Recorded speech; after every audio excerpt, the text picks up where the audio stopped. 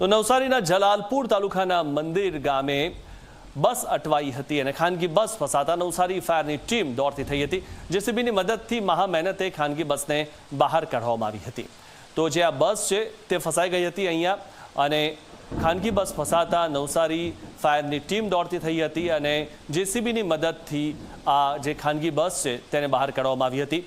તો આ જે બસ છે તે પાણીના વહેણમાં ફસાઈ ગઈ હતી। આ વિશે વધુ માહિતી મેળવી અમારા સંવાદદાતા ધવલ પાસેથી। ધવલ, જે રીતે આ ખાનગી બસ છે તે પાણીના વહેણના કારણે ફસાઈ ગઈ હતી અને ત્યારબાદ ફાયરની ટીમે આવીને બસને બહાર કાઢી, શું વધુ માહિતી?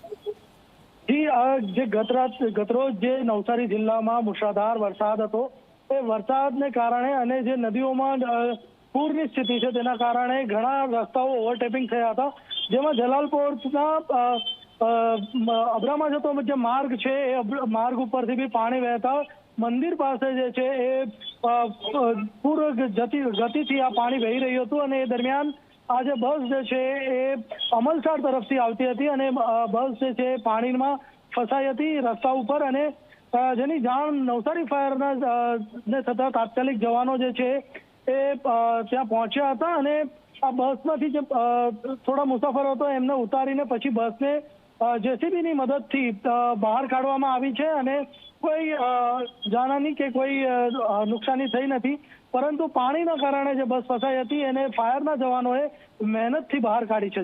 જી, આભાર ધવલ માહિતી આપવા બદલ।